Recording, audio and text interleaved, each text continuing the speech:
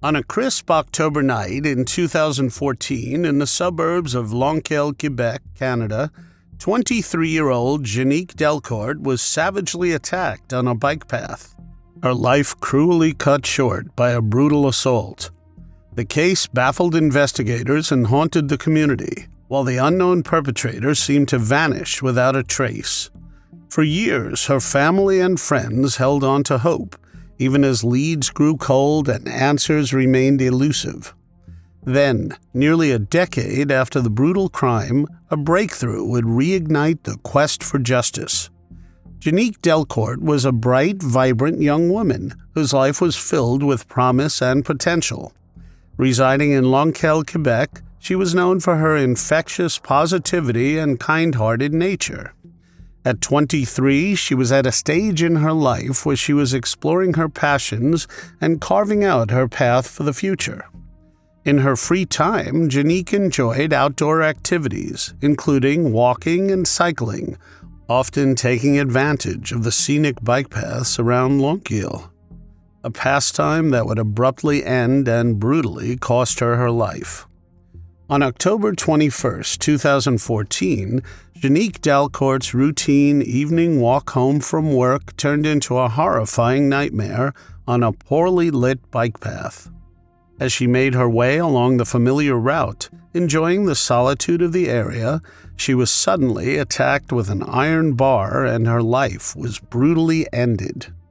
Her friends and family were left grappling with grief and unanswered questions, prompting an outpouring of support and calls for justice.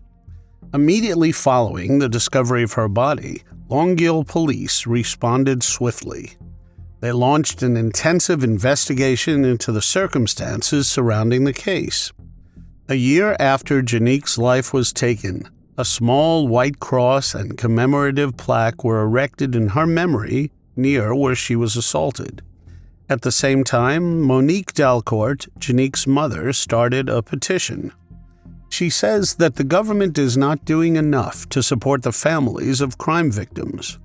Since her daughter's life ended, she has had trouble sleeping, had to stop working, and has not been able to afford to pay for therapy sessions to get professional help. She said, "I am asking for them to recognize parents of slain children as victims." She wants the government to provide more services and financial support.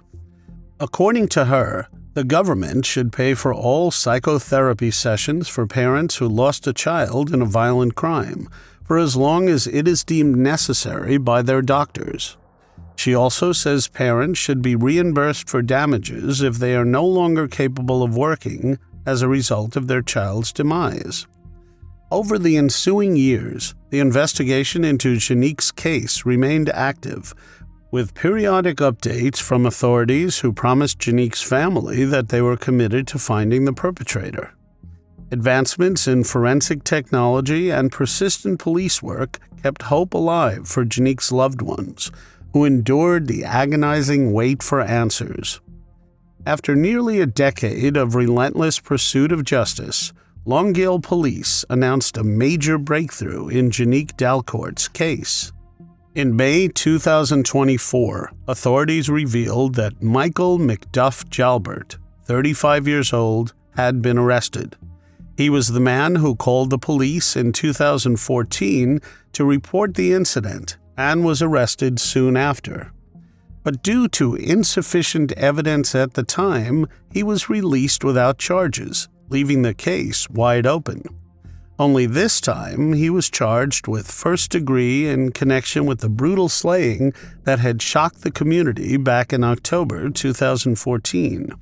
The arrest was a significant development in a case that had left Jenique's family and investigators frustrated and searching for answers. Chief Inspector Pierre Duquette of the Longueuil Agglomeration Police Service described the investigation as complex. He emphasized that advancements in forensic science had finally yielded critical new evidence. Details of the breakthrough were withheld to protect the integrity of the ongoing judicial proceedings, but Duquette assured the public that the determination to seek the truth and provide closure to Jenique's family had never wavered. He expressed gratitude for the resilience and patience shown by Jenique's parents, Jenique Dalcourt and John Gandolfo, throughout the years. The community, deeply affected by Jenique's tragic demise and the long pursuit of her perpetrator, responded with a mix of relief and sad reflection as news of the arrest spread. Vigils and tributes renewed across Longkeel, honoring Jenique's memory and acknowledging the persistence of law enforcement in resolving her case. Jenique's father told journalists outside the courtroom that though nothing can bring his daughter back, his family can get some sort of closure. Our daughter Jenique was senselessly and brutally slain, beaten to her end by a sick individual who needs to pay for his crimes. Our family now needs time to process all of this. Nick Gandolfo, Jenique's brother, remembers her as a kind, happy young woman who exuded positivity. He said, "It was just something that radiated off of her. I knew that if I was having a bad day, I could reach out to my younger sister, and she would put a smile on my face. Just thinking about it now puts a smile on my face." As Macduff Gilbert awaits his next court appearance, the arrest offered a ray of hope that justice would finally be served for Jenique Dalcourt, whose vibrant life had been cut short. On a cold November morning in 1988, Betty Rolf disappeared during her routine walk to work, only to be found brutally assaulted and slain the next day near a railroad underpass. For over 30 years, her case remained unsolved until groundbreaking DNA evidence uncovered the truth behind Betty's tragic fate. Betty Rolf was a beloved figure in the Grand Chute, Wisconsin community. At 60 years old, she was still a hard-working woman, juggling multiple jobs to support her family. One of her primary roles was at the Country Air banquet room, where she diligently handled laundry and other tasks. Her home on West Spencer Street was conveniently located less than a mile from the banquet room, making her morning walks a routine part of her day.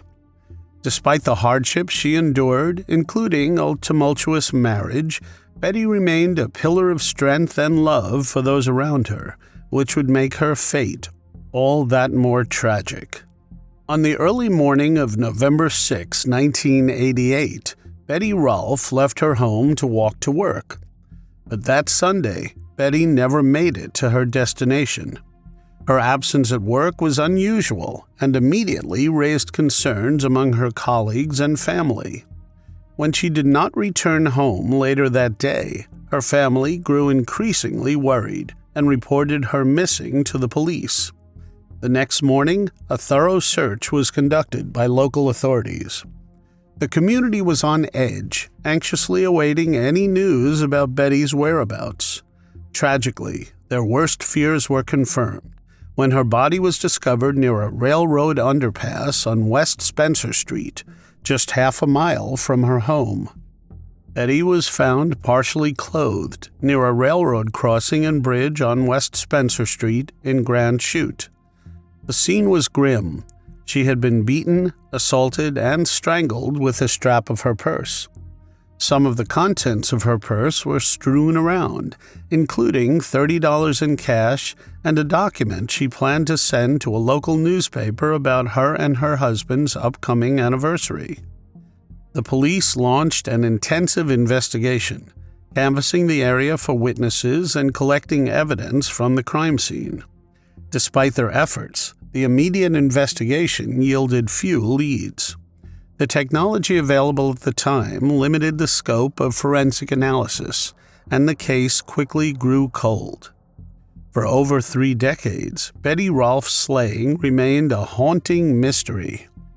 In 2019, investigators made the decision to leverage familial DNA testing, a cutting-edge technique that was becoming increasingly instrumental in solving cold cases. This innovative approach involved comparing DNA evidence collected from crime scenes with genetic profiles available in public databases. This approach aimed to identify potential relatives of the perpetrator. The breakthrough came when investigators identified a familial link to Gene Meyer. He had lived in Grand Chute around the time of Betty's tragic demise, but had since relocated to Washington State. Narrowing down the potential suspects to Meyer and his brother, authorities focused their attention on Gene Meyer after eliminating his brother through a DNA test. In 2022, investigators obtained a direct DNA sample from Meyer while he was residing in Washington. The forensic analysis provided a conclusive match to the DNA recovered from Betty Rolf's crime scene. It established Meyer as the prime suspect in Betty's brutal assault and slaying. He was arrested for the crime. After being arrested for the heinous 1988 crime, Meyer returned to Outagamie County, Wisconsin, and was incarcerated and awaited his trial while the legal preparations began. The prosecution meticulously built its case, using the conclusive DNA evidence linking Meyer to the crime scene. As the case progressed through the judicial system, Betty Rolf's family and the community watched closely, hopeful that the trial would provide answers and closure. Throughout the trial, which spanned over a week in May 2024, the courtroom watched on as the gruesome details of the crime were revisited and examined. The prosecution and defense went back and forth, arguments centering around the forensic findings and circumstances surrounding Betty's demise. Ultimately, after deliberating for several hours, the jury reached a verdict, and on May 21, 2024, Gene Meyer was found guilty of both the slaying and the horrific assault. Meyer's conviction was a sense of closure that so many had been waiting for. On July 11, 2024, Meyer was sentenced to life in prison with the chance of parole after 34 years for the first-degree slaying charge, and 20 years for the first-degree assault with a dangerous weapon charge. The two charges will run consecutively. Betty's daughter, Sheila Worm, said outside the courtroom, "We can rest easy now that they have him and that he is going away for a long time." The community of Grand Chute and Betty's loved ones found solace in knowing that accountability had been achieved for the senseless act of violence that had haunted them for over 3 decades. In Providence, Rhode Island, a chilling mystery spanning nearly a quarter-century has resurfaced with long-awaited answers. Kathleen Boleman, a devoted mother and waitress, met a tragic end in 1999. Her life cut short by a heinous act of violence behind Roger Williams Middle School. For decades, her family has been haunted by the absence of justice and the mystery of her tragic end. An arrest of a previously unknown suspect has reopened old wounds. Kathleen's loved ones may finally find the justice they had long been waiting for. Kathleen O'Dowd Boleman's life was a testament to resilience and devotion to her family. A mother of 4 and one of 8 siblings, Kathleen moved through life with a vibrant spirit and a deep commitment to those she loved. Residing in Providence, Rhode Island, she was a dedicated waitress, known for her warmth and generosity toward customers and coworkers alike. Her days were spent balancing the demands of work and raising her children, whom she cherished above all else. No one could have predicted the tragic fate that awaited Kathleen and the years of anguish that would follow. The day of March 11, 1999 began like any other for Kathleen, but her life came to an abrupt and tragic end. Her lifeless body was discovered strangled in a secluded area near the grounds of Roger Williams Middle School in Providence, Rhode Island. The discovery of Kathleen's body sparked an immediate and intensive investigation by Providence police. Initial efforts to piece together the events leading to her demise were met with challenges. Detectives struggled to gather sufficient evidence to identify a suspect, and despite early suspicions, the case soon grew cold. In recent years, Detective Angelo Avant took up Kathleen's case with renewed vigor. Through meticulous re-examination of evidence and persistent interviews with witnesses, Avant uncovered new leads crucial to advancing the investigation.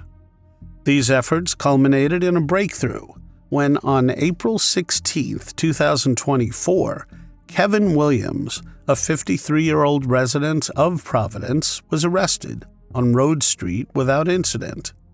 Williams, identified as a suspect early in the original investigation but not charged due to insufficient evidence, now faces charges in the first degree.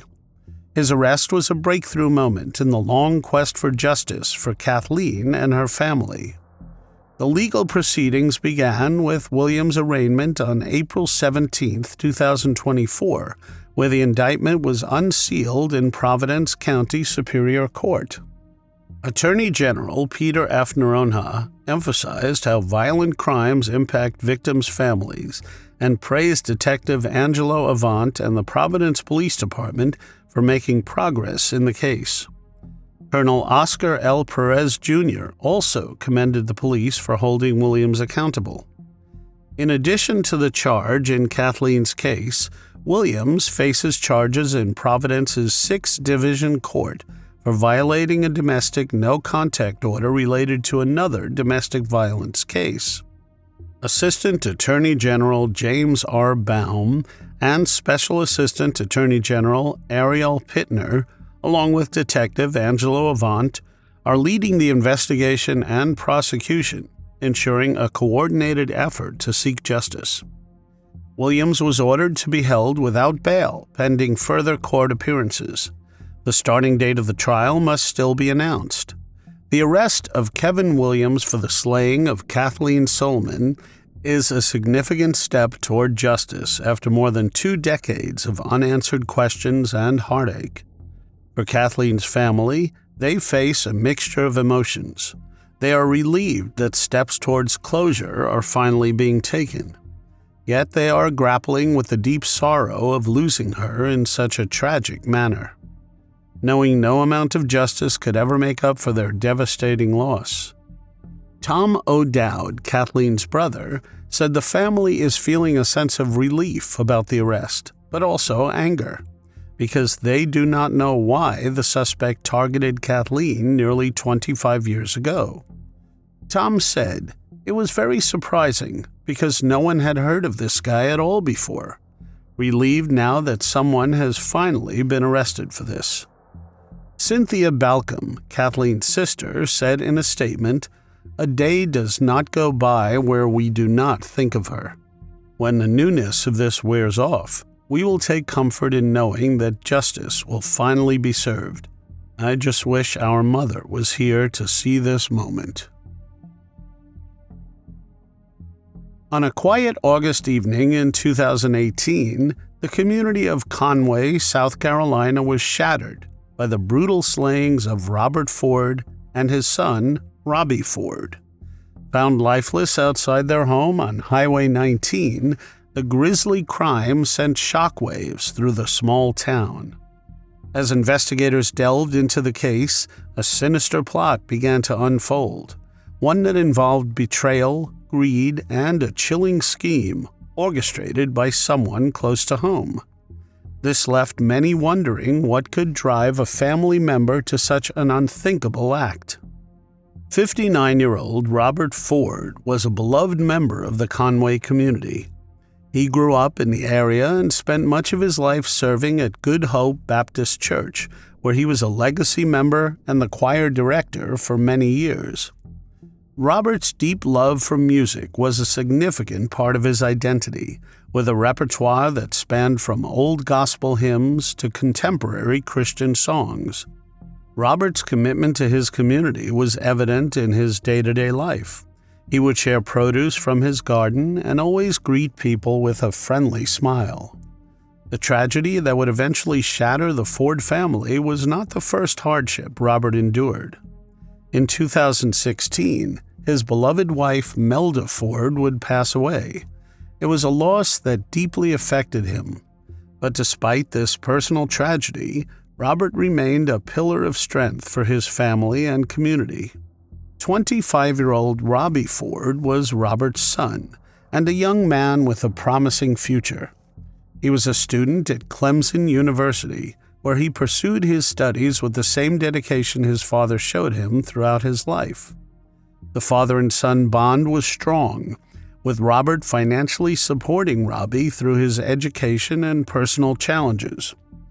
Robert also had a daughter from a previous relationship, Samantha Rabin. Samantha and Robbie, despite being half-siblings, grew up under different circumstances.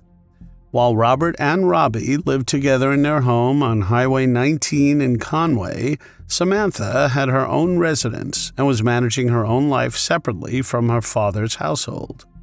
So while she was part of the family, her interactions with them were less frequent, and her bond with them was not as strong. By outward appearances, it seemed that the Ford family were like any other, but there were dark motives at play that would soon cost the lives of father and son. On the tragic day of August 17, 2018, neighbors of the Ford family home reported hearing gunshots that afternoon. Concerned citizens alerted authorities, who swiftly responded to the scene. Upon arrival, law enforcement discovered Robert and Robbie Ford outside their home, both fatally wounded by gunshots. The crime scene painted a grim picture of calculated violence. Investigators found evidence suggesting a deliberate attempt to erase any trace of the perpetrator's identity. A vehicle linked to the Fords was discovered nearby, set on fire in an apparent effort to destroy crucial evidence. Even with the attempts to destroy evidence by the perpetrator, investigators were determined to piece together the events of that fateful day. Authorities quickly combed through physical and digital evidence and interviewed potential witnesses. These efforts led to the identification of several persons of interest based on witness accounts and circumstantial evidence. But it would take investigators 2 years to build a case and establish timelines as well as potential motives for the crime. The investigation saw significant breakthroughs as forensic analysis of physical evidence and digital trails began to yield conclusive leads. Based on accumulated evidence and witness testimonies, authorities identified 53-year-old Randy Granger as the gunman responsible for carrying out the slayings. Granger had a troubled past, and his life was marked by brushes with the law, and prior to his involvement in the Ford slayings, he had a criminal record that included convictions for violent offenses. His history of criminal activity painted a picture of a man familiar with the darker side of society. Granger was arrested in 2020 in connection to the Ford slayings, and his testimony later proved pivotal in unraveling the web of events surrounding the crime. DNA evidence recovered from cigarette butts and a partially burned skull cap was found to match Granger's DNA profile. It was not long after Randy Granger's arrest that Samantha Rabin, Robert Ford's daughter and Robbie's half-sister, was implicated as the mastermind behind the violent crime. It seemed that the motive was to claim a significant inheritance, including insurance money. Samantha had promised Granger $20,000 to carry out the slayings. Teresa Martin, Granger's girlfriend, was also charged with being an accessory after the fact. Martin had allegedly facilitated the connection between Samantha and Granger and drove Samantha to and from the crime scene. The court proceedings were complex and extended over several years, involving multiple testimonies, forensic evidence, and legal arguments. Granger's trial concluded in April 2023, where he faced charges of the fatal crime, arson, and criminal conspiracy. His testimony about his involvement was corroborated by DNA evidence and the testimony of Martin. Randy Granger was found guilty of all charges and was sentenced to 2 consecutive life terms without the possibility of parole, plus an additional 20 years for arson and criminal conspiracy. Samantha Rabin's trial concluded in February 2024. She faced charges of fatal violence, conspiracy to commit the slaying, and solicitation of it. Her trial included testimonies from Granger, Martin, and various forensic experts, with evidence including text messages and phone records showing Samantha's coordination with Granger and Martin. The prosecution emphasized the financial motive, focusing on the significant inheritance Samantha stood to gain from the demise of her father and half-brother. 15th Judicial Circuit Senior Assistant Solicitor Lee Andrew Waller said, "Samantha had a million reasons to do this." She described the elder Ford's assets, including a 401k, investment accounts with Edward Jones, life insurance, a home, and $100,000 in a bank account. Upon Robert's demise, Robbie Ford would have been the primary beneficiary. She also said that Samantha was residing in a single-wide trailer with her husband and 3 children, subsisting on $30,000 a year at the time of the slayings. She later moved into her deceased father's home. Ultimately, Samantha Rabin was found guilty on all counts and was sentenced to 2 consecutive life terms without the possibility of parole, plus additional consecutive sentences totaling 30 years for the conspiracy and solicitation charges. Teresa Martin's case was resolved through a plea deal, where she pleaded guilty to being an accessory after the fact. Her testimony was crucial in the trials of both Granger and Samantha, detailing her role and the involvement of the other 2 perpetrators. Martin is awaiting sentencing, but is expected to receive a reduced sentence due to her cooperation with the prosecution. While the Ford family seemed to have a fair share of secrets, the tragic case of Robert and Robbie Ford has left a lasting impact on their community. Their untimely demise shocked and saddened all who knew them, and despite the betrayal surrounding the crime, the community finds some solace in the justice served.